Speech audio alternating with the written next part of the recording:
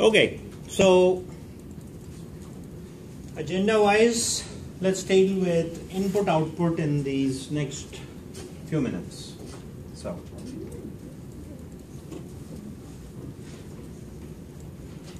So we are going to use, for input, we are going to use the scanner class. So again, the term class refers to a blueprint. So in this case, we are using, this is already written in a library. And we are just going to borrow it and use it. We're just going to borrow and use the scanner class. Now, the name of the library that we are going to use, it's called java.util.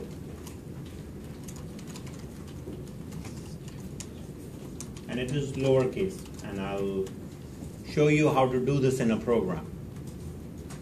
So java.util is a library, right, that has the scanner class in it. And it is there for, the idea of the scanner class is to read data from input, string. Every Java program will have an input stream and an output stream.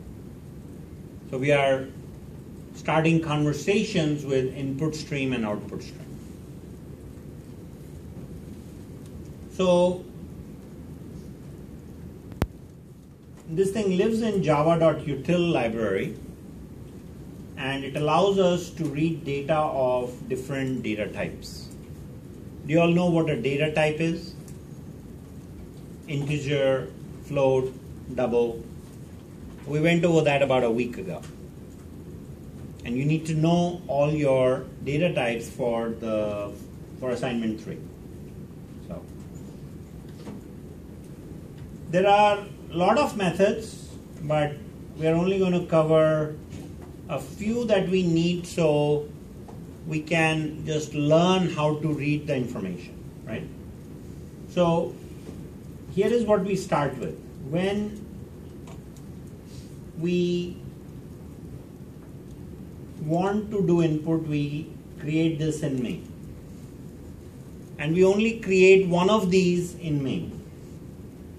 So we say scanner, and this is the name of the variable. This is the type, and this is the name of the variable, or identifier as you may recall. So we say scanner in, that declares a variable of type scanner, and the name of the variable is in. And then we say new scanner, so we are making the input object, right? And we are telling it to read from the input stream, which is called system.in. We can make scanner read data from files as well. So we'll talk about that down the road, like in late February, early March. Okay? So create a scanner object so you can read data from the input stream. This is something you want to just copy and paste, right? There's a lot more to be said about this from object-oriented programming perspective. But this is one of those statements we just use. What you don't want to do is you don't want to close this, stream midstream, meaning in middle of the program. Something like this. You don't want to do that. Please do not close the stream and reopen it until the program ends. Okay? When you open a stream, because the moment you close the stream, no more input. And you'll start seeing a lot of statements that will look like a lot of errors. Okay? So you don't want to close the string. Now, if I want to read a data type, I've got all these methods. If I want to read an integer, long, float, or a double, I'll call those methods. And I'm going to show you this in play in a moment. So what do we mean by next?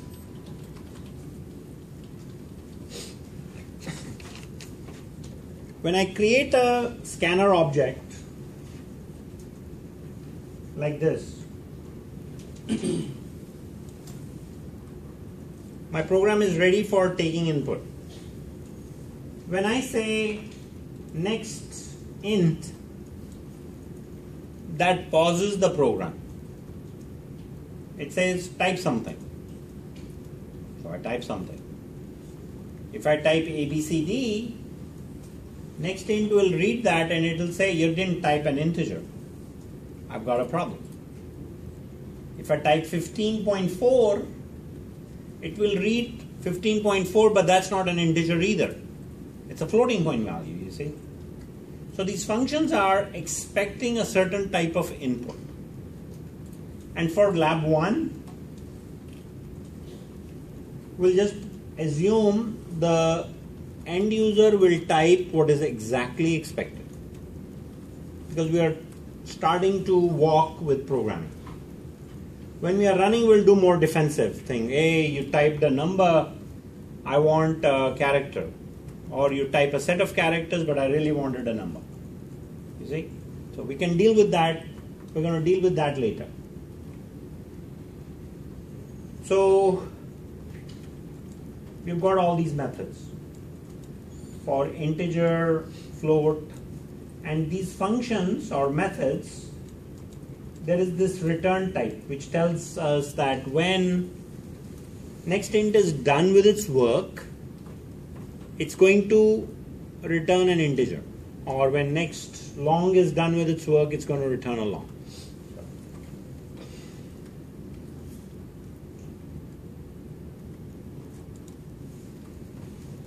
If I just say next, that just reads a string.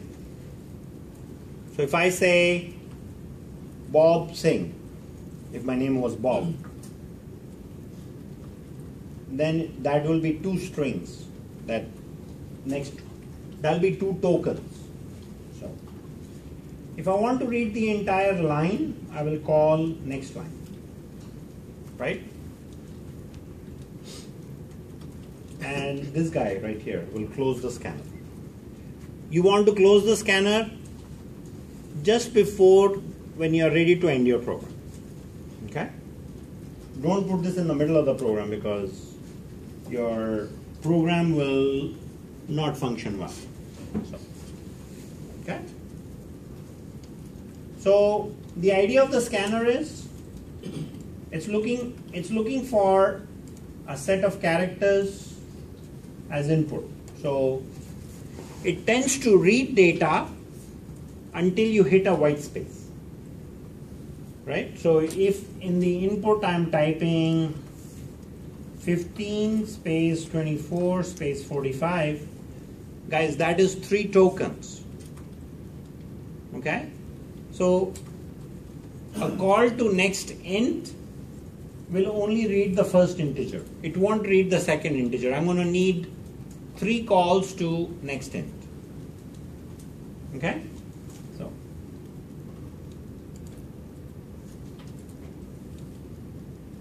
So here is how it works, just to give you an idea for the different data types.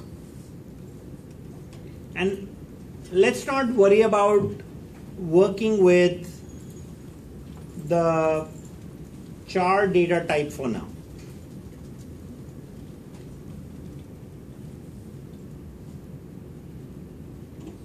That's how you read an integer, a float, a long, a double, and a string. So if you must print, if you must read in a char, use a string type. So, and this kind of tells you how each value is stored.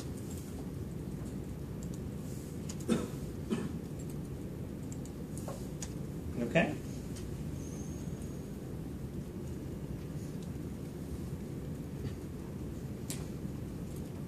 So let's look at a simple program, which is right here,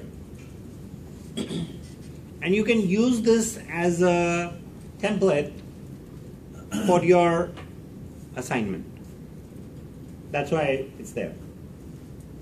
So I'll launch Eclipse in a moment, but let me go through the code. So I first declare my scanner object. And I want to do this at the very beginning. If I'm going to take input for the program, I'm going to do this in the very beginning, right? So I got my variables. So now you can see I'm saying enter an integer, a long integer, and a floating point value. I'm expecting those all in one line, that's why I'm giving those instructions.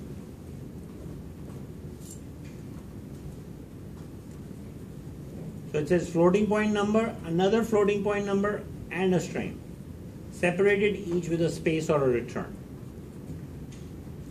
So are the prompts useful? Do the prompts make your program user friendly? Totally. Okay? So I want to see those. I want you guys to write print statements. And if you're writing prompts, using print line is totally fine. But when you're formatting output, you must use printf. Or you can even use printf for this. So I'll talk about that in a moment. Maybe we should just stick to the rule. No print line, always use printf. And you're going to be shown how to do that today. So there we are. We have all these calls. Let's read an integer, let's read a long, a float, a double, and a string. And then, because I prompted for five values here, right? Integer, long, float, another float, and a string. I have 5 calls to I'm using the next method for reading information. Then I say, okay, now go ahead and enter another value. And then I expect another string, and well, this is what you entered. So then it prints all of that out, right? And notice we didn't even have to say what? End.close, because Java will take care of that for us. But we are good citizens. We will go ahead and add that. So I'm going to go ahead and copy this code and put it in Eclipse.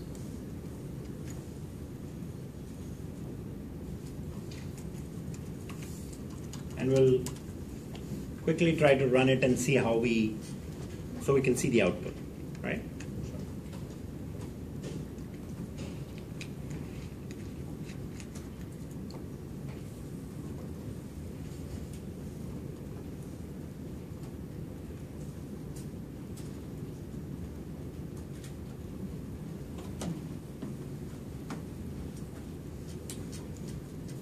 So let's go ahead and close some of this.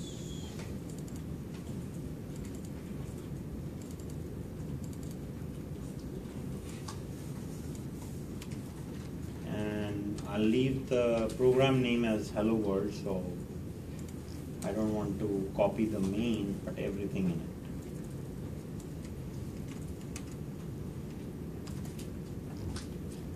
Now, this thing is not properly indented.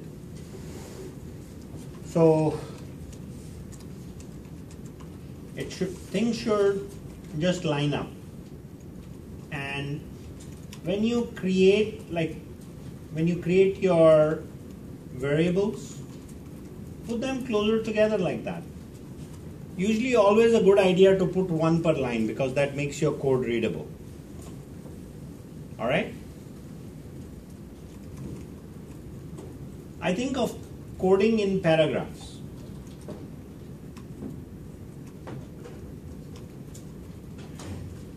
So now this is one logical block. I'm going to accept another value, and then I want to write out, well, this is what you entered. So in.close we will indent. So when things live in paragraphs, code looks readable, you can scan through it and figure out what's there. And I need to include java.util.scanner. That's the library I'm using. The import command on the top basically says that I'm going to use that library, so let's bring it in. To run the program, just hit the green button, and that's what you see in the bottom. So I'm supposed to enter an integer, a long integer. Remember, longs are with an L. Floating point value, another floating point value. Now, this time I want type F. So because this value will be treated as what? Double, right? Or maybe I should run the program properly the first time and then start fiddling with values, just for fun. Then it wants a string. Then I hit enter. It says type mismatch, line 22.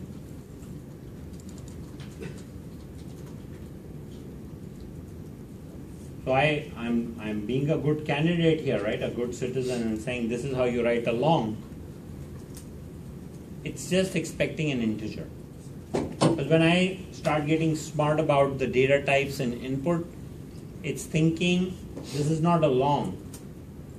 It's thinking it's 10 followed by a character L, and I don't like it. So I'm not going to read it, right? So you might see these kinds of exceptions, and it's a good idea to just get used to it and then see how to avoid those.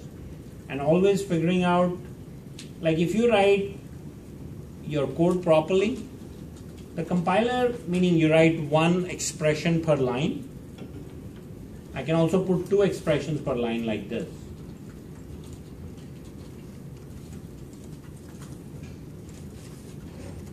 Now that would be a bad practice. Okay? So what I want to do is one line, one expression per line, and when I do that, what happens is, if an error occurs, I can go to the source of the problem. So we'll try again.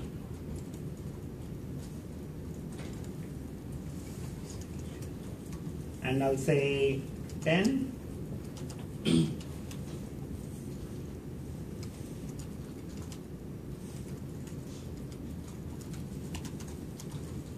Now enter another value.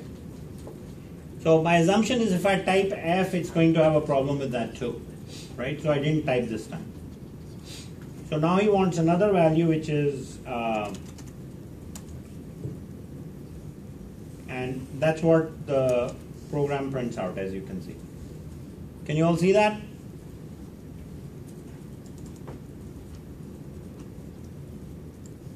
Make it a little bit higher so you can all see the output. right? So, does this look simple enough?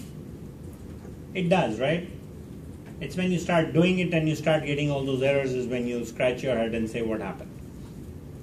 And the way to tackle that is just look at the error, click on the line number and try to figure out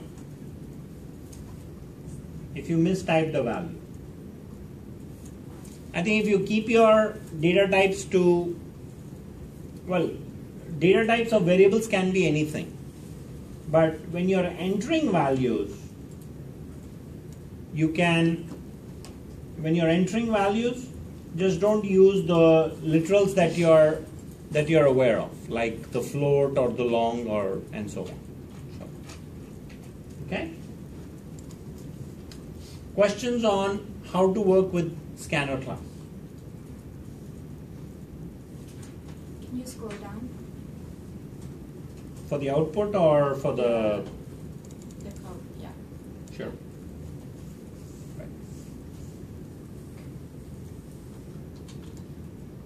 This code is also in the notes for your reference on the website. So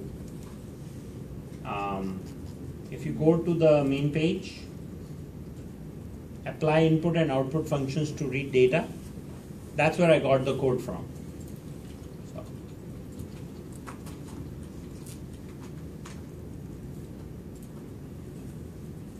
Okay. So if you're cool with the scanner class, let's talk about Printf. Any questions?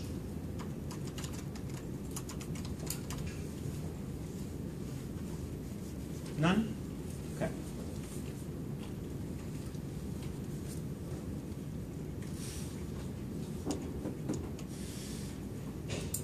So system.out.printf is a method used for printing formatted output to the screen.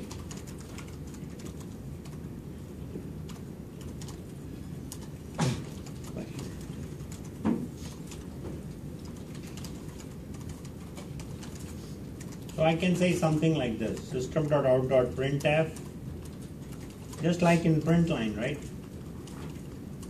I can print a string like this. Here are the instructions for using the program.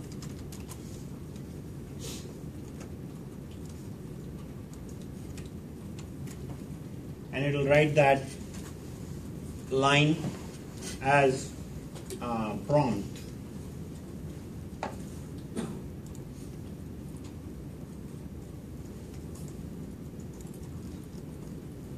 So I'm going to get rid of all this from main. And there is printf. Like one of the simplest expressions for printing output. And you can see what it does. Right? So the next thing is formatting the output.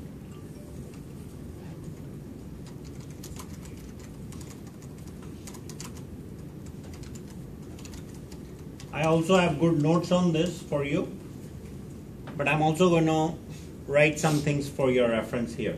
So this is definitely like a must for note taking, so you guys know how it works. So if I want to print out a value of an integer, I can do something like this, like my salary is $, and then I can say %10d.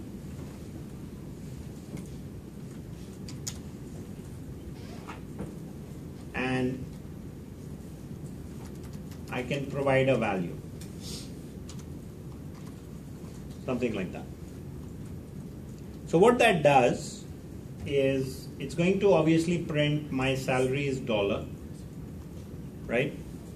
When we come across this percent sign, %10D, there we are trying to format the output.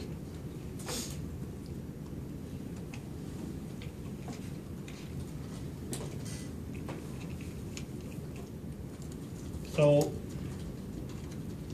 %10D is a conversion code, is what it's called, and it's used for formatting an integer. 10 means what? The minimum width. 10 means minimum width. I'm going to use a minimum of 10 spaces. So you'll see in a moment, my salary is only 7 digits, and I'm using a minimum of 10. And D refers to the data type, an integer. So D is just a character to represent the data type. Okay?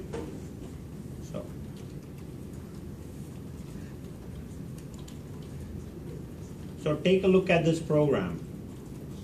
It says here are the instructions for using the program, and then it continues on in the same line. My salary is dollar, and it printed, and these are like 3 spaces, 1, 2, and 3. So it's using 3 extra spaces, and it's got the 7 digits that I presented. So now one thing that I don't like is everything is in one line. So I want a new line character, so this thing prints in 2 separate lines.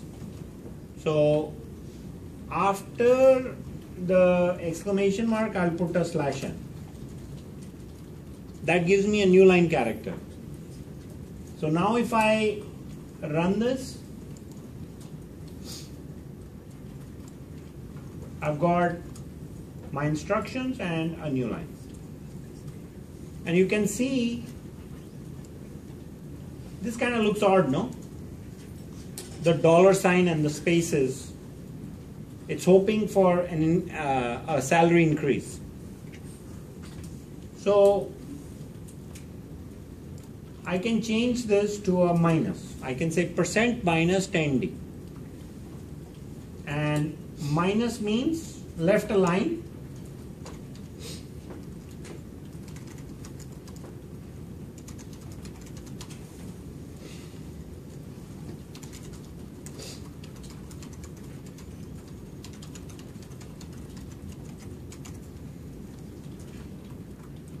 WRTO is understood, right?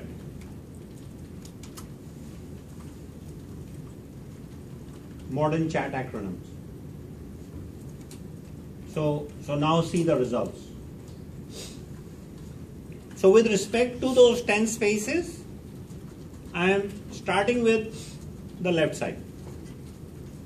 So not that I can see, but there will be 3 extra spaces that will be used. So. Yes, please. Is it required to put the length of the integer that you're printing? So if you left out No. It's optional. Yeah. So the required things in conversion code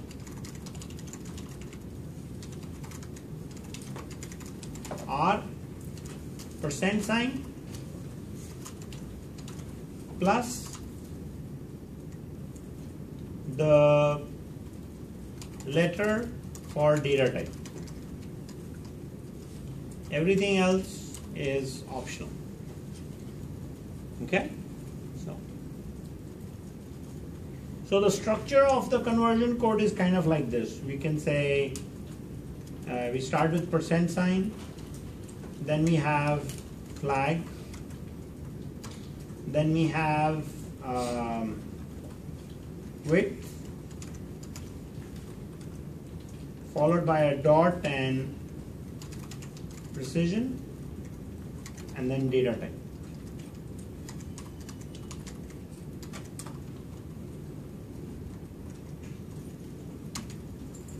That's the format of the conversion code. So the one thing that we learned here was percent minus 10 D. So when I say percent minus 10 D, that does what?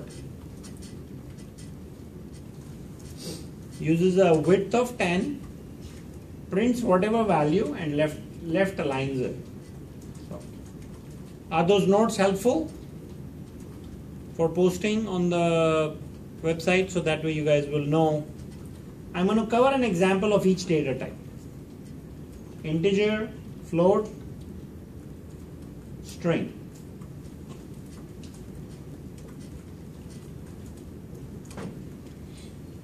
Okay, so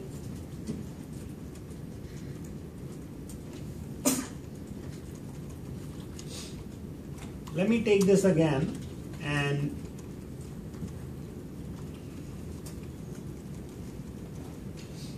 I can say my salary as float is percent 10 or 15.2 F.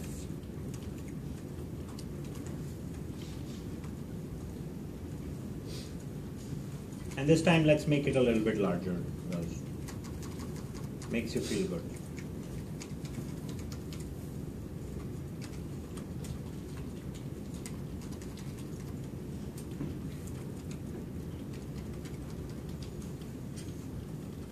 So if I have a value like that, right, and I'm formatting, this is saying that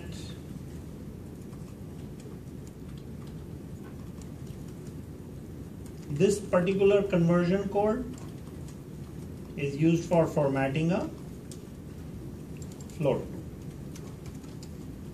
15 is the minimum width. F refers to the data type, a float. The dot 2, F dot 2 refers to the precision. It's only used with floats or doubles. It's not used with other, like string or whatever. So now I don't have a minus here. I mean, I can use minus if I wanted, but I don't have to.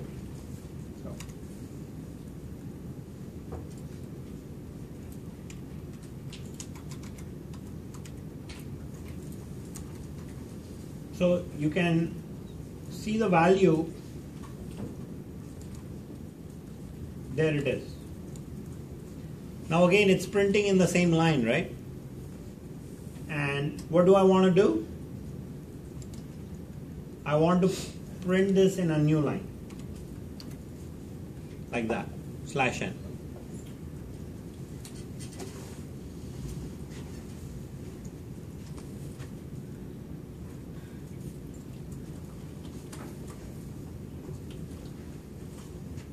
So that'll give me a new line character, and there are my two salaries.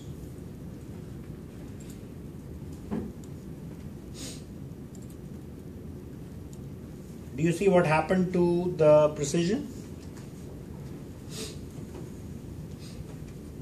6.5 became 6.6. So that is just arbitrary.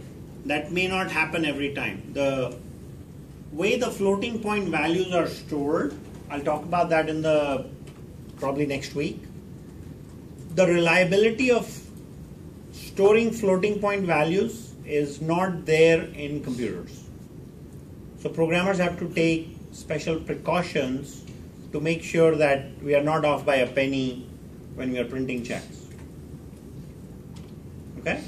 So there are things you have to take on to ensure that those kind of bugs are not installed in your software. So,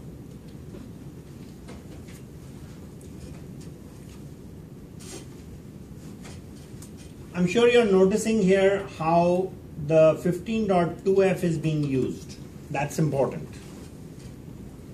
So 15 is the minimum width.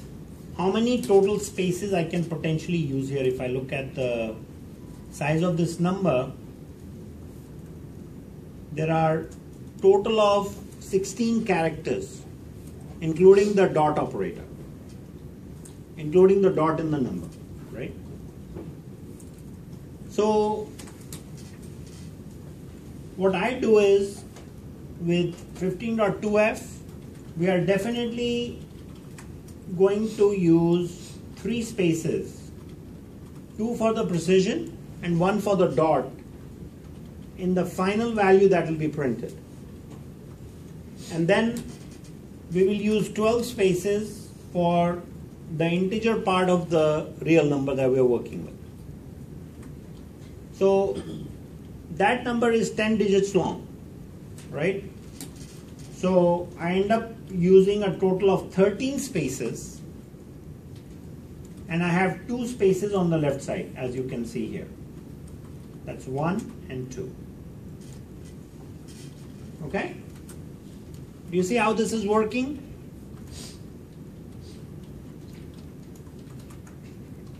Working with understanding how to print or format floating point values is a little bit tricky. So you need to play with the numbers a little bit.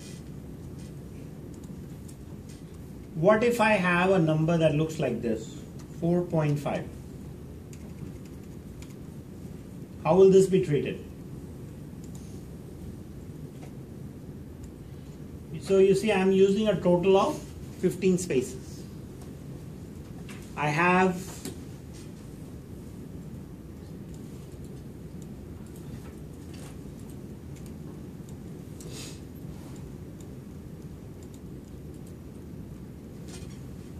I'm using a total of 15 spaces, but starting from the right side all the way to the dollar sign, those are 15. And if I say 4.5, I've got 4.5 here, but since I mentioned a precision of 2, I've got 4 spaces for the number. You need to experiment with this a little bit to really learn how this will work. And then I've got a total of 11 spaces there. So the concept of minimum width and this entire conversion code has to be super clear in your mind, because in your lab assignment you're going to be required to format your output with floating point values. I will end up creating columns, so I'm going to talk about that in a moment as well.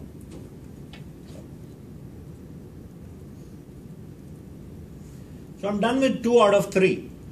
Printing an integer, printing a float. Next thing is printing a string.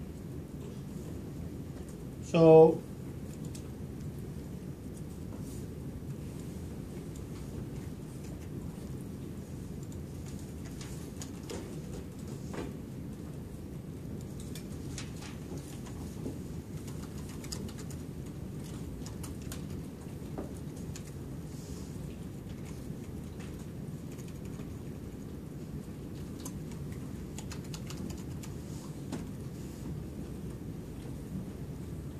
So we've got again a conversion code where 10 is the width, S refers to a data type which is a string. You'll need to remember D, F and S for the different data types.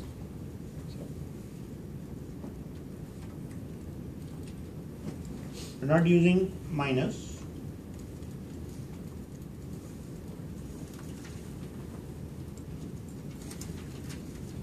So our result looks like this. And so things print in a new line, I want to say /n.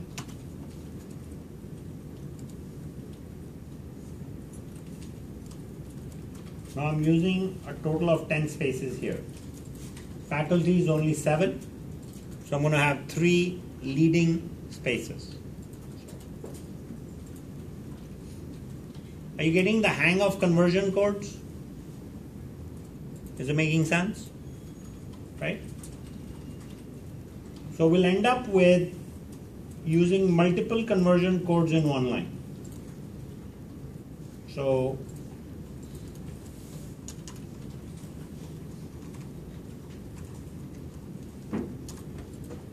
we're going to practice a little.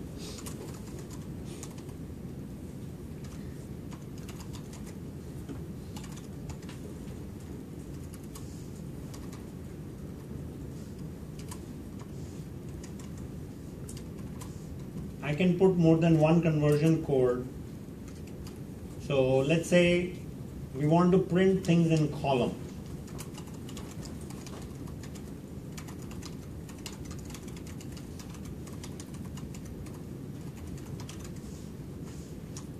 We want to say name, salary,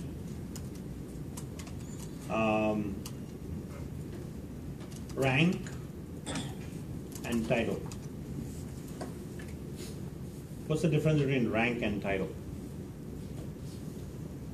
Like maybe a grade. So to print the name, I'm going to use a total of 10 spaces with %10s.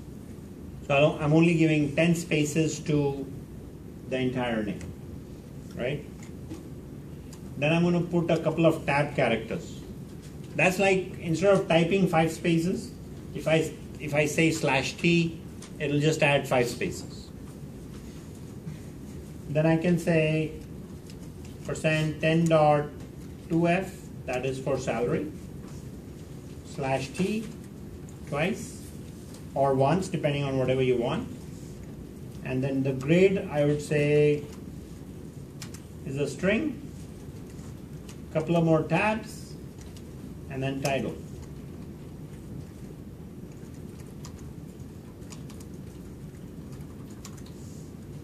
So now that I have, 4 conversion codes between these /t's, which are the tab characters, I'm going to have to provide four values. Or I can provide 4 variable names also. But you can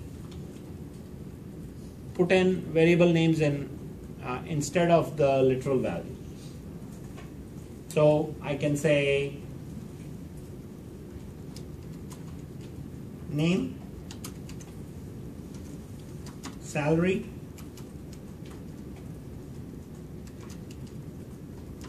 grade,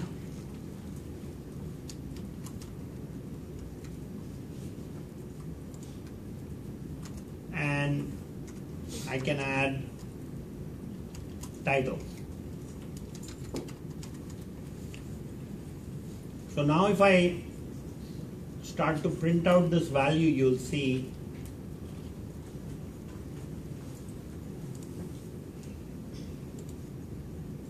those should be added as comments, obviously.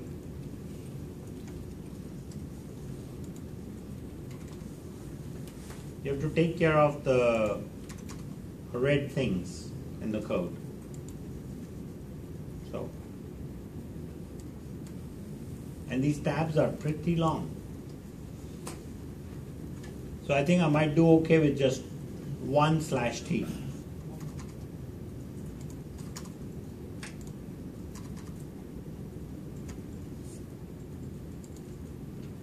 So that looks a little reasonable.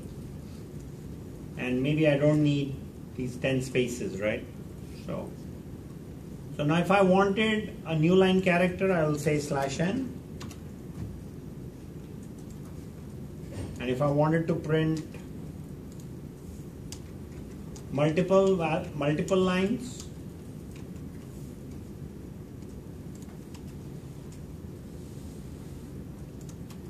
for all the different Bobs in the company, right? I can get this column,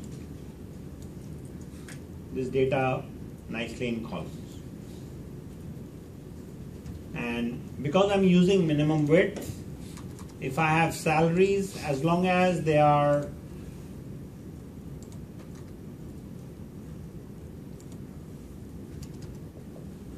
using less than 10 spaces, things will be in order. But when the salary is not using the minimum number of spaces, but it's using more, then my dots kind of fall out of place. Because you see what I did here was, the value is going to take more than 10 spaces.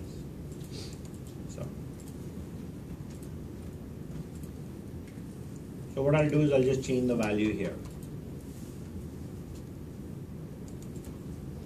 And everything will be nicely right aligned for the second width.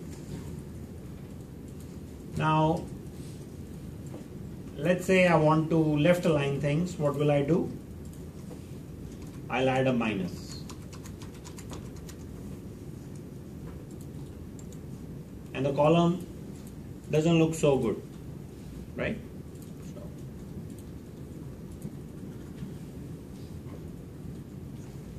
I think for this grade, I don't think I need 10 spaces. I can maybe just do with 3.